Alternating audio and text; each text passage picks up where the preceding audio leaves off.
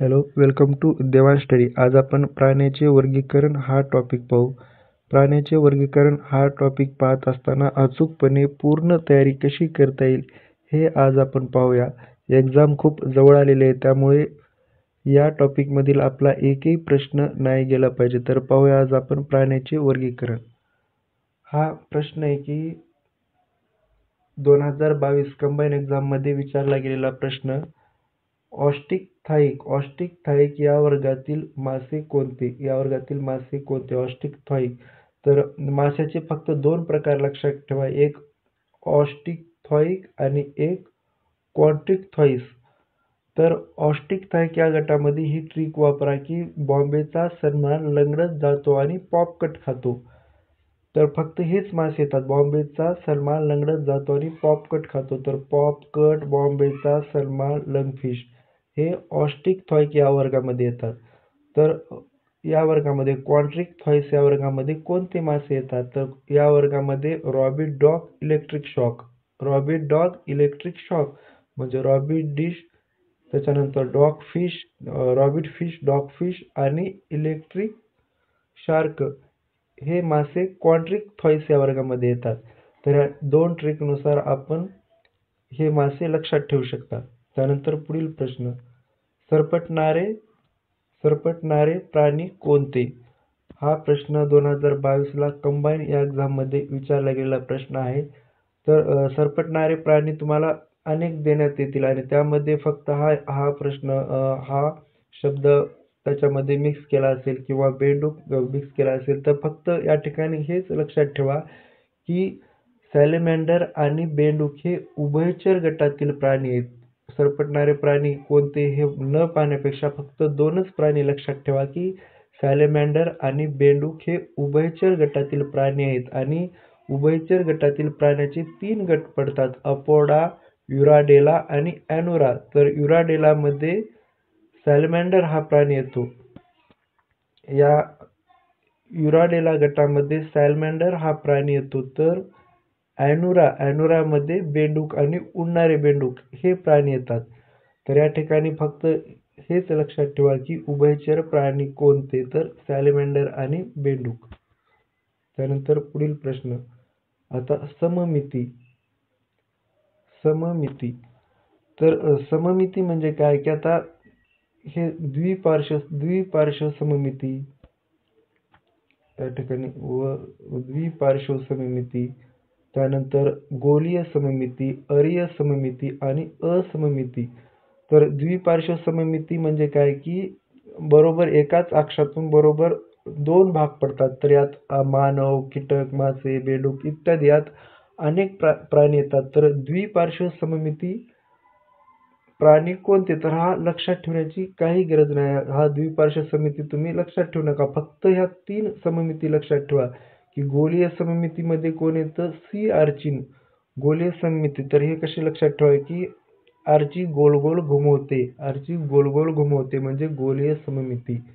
तर त्यानंतर अरीय सममितीमध्ये कोणते येतात? तारामासा आणि हायड्रा हे 2 प्राणी पाठ करून ठेवा. तारामासा आणि हायड्रा अरीय सममिती.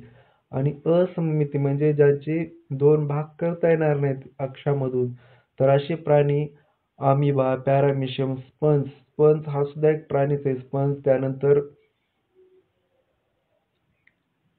अमिबा, पॅरामेशियम आणि स्पंज. तर हे फक्त 3 तुम्ही लक्षात ठेवा. तर सममिती हा प्रश्न आल्यानंतर गोलीय सममिती, अरीय सममिती आणि असममिती आणि हा जी बाकीचे जे ते द्विपार्श्व सममितीमध्ये टाकून द्या. तर गोलीय सममितीमध्ये फक्त हा प्राणी पाठ करून टाका, सी आर्चिन. अरीय सममितीमध्ये तारामासा, हायड्रा आणि असममितीमध्ये अमिबा, पॅरामेशियम आणि स्पंज. त्यानंतर पुढील प्रश्न. आता हे काही महत्त्वाचे प्राणी वर्गीकरण याबद्दल तुम्ही हे पाठच करून ठेवा की नैसर्गिक वर्गीकरण पद्धती कोणी शोधून काढली? हा प्रश्न 2021ला कंबाईनमध्ये विचारण्यात आलेला हा प्रश्न होता. तर यासाठी तुम्ही काही पाठच करून ठेवा की नैसर्गिक वर्गीकरण पद्धती ही बॅथम व ह्युकर यांची होती. सर्वप्रथम प्राण्याचे वर्गीकरण ॲरिस्टॉटल यांनी केले आणि यालाच कृत्रिम पद्धत म्हणतात. ॲरिस्टॉटल यांनी वापरलेल्या पद्धतीलाच कृत्रिम पद्धत म्हणतात. तर द्विनाम पद्धती ही कार्ल लिन्स यांनी वापरली. सर्वात चांगली आणि लोकप्रिय पद्धत ही नैसर्गिक पद्धत. त्यानंतर उत्क्रांतीवादावर आधारित पद्धत डोबस्की आणि मेयर यांनी वापरली.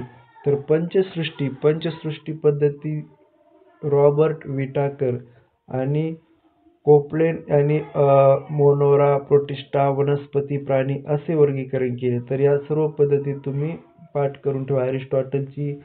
अरिस्टॉटल यांनी सर्वप्रथम प्राण्याचे वर्गीकरण केले. त्यानंतर नैसर्गिक वर्गीकरण पद्धती बेथम ह्युकर यांनी वापरली. हा प्रश्न तुम्हाला 2021 कंबाईन मध्ये विचारण्यात आला होता. त्यानंतर पुढील प्रश्न. आता समपृष्ठरज्जू, असमपृष्ठरज्जू व समपृष्ठरज्जू प्राणी. तर असमपृष्ठरज्जू प्राणी म्हणजे काय, तर यामध्ये आता पृष्ठरज्जू नसतो असमपृष्ठरज्जूमध्ये. आणि चेतारज्जू, आता चेतारज्जू स्पायनल कॉर्ड म्हणजे दोन्हीकडे असतो. चेतारज्जू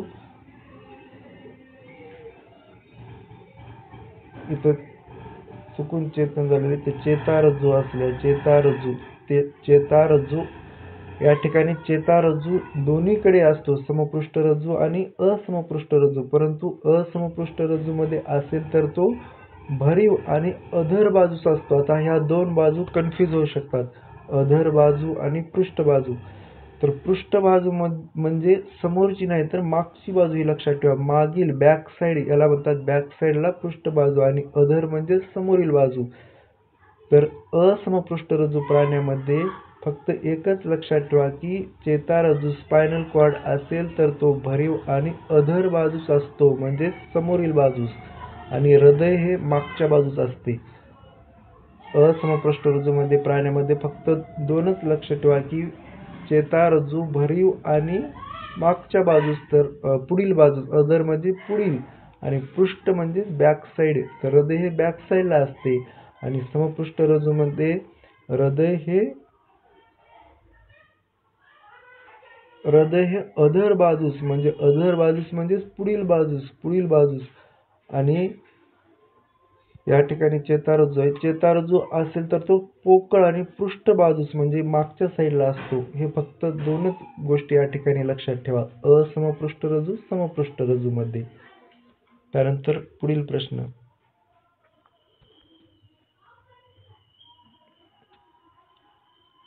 कडुलिंबामध्ये कोणत्या नावाचे कीटकनाशक असते? कडुलिंबामध्ये या नावाचे कीटकनाशक असते. हा प्रश्न 2022 कंबाईन मध्ये विचारण्यात आला होता.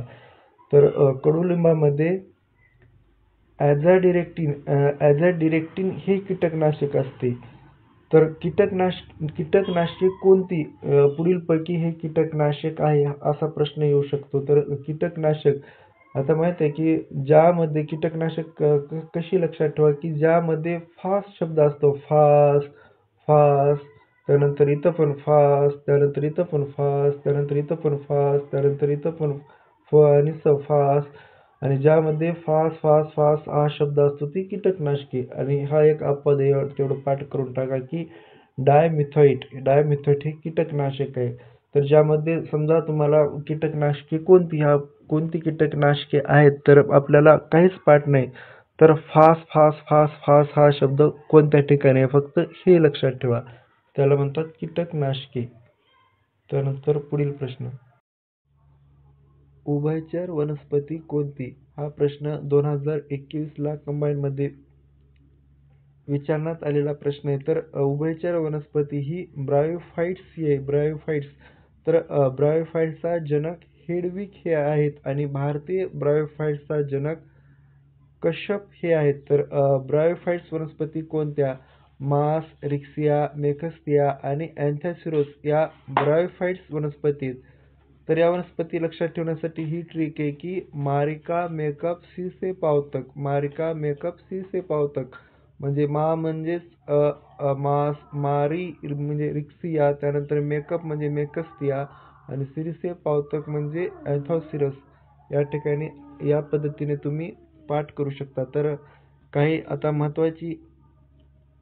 या ठिकाणी महत्वाची विटाकर यांची पंचसृष्टी पद्धती ही आहे. तर या पद्धतीवर प्रश्न विचारण्यात आले. तर मोनोरा, प्रोटिस्टा, कवक, वनस्पती व प्राणी ही विटाकड्याची पंचसृष्टी पद्धती आहे. त्यानंतर कोपल्यांची सर्व तेच फक्त या ठिकाणी कवक नाही, कोपल्यांची मोनेरा, प्रोटिस्टा, वनस्पती व प्राणी. तर यानंतर हेकलची वनस्पती व प्राणी प्रोटिस्टा, फक्त मोनेरा नाही. त्यानंतर चॅटलची आदिकेंद्रकी व दृश्य केंद्रकी.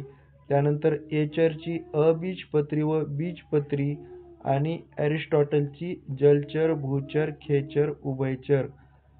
या पद्धती तुम्ही लक्षात ठेवा. या बऱ्याच वेळेस विचारण्यात आलेला प्रश्न आहे.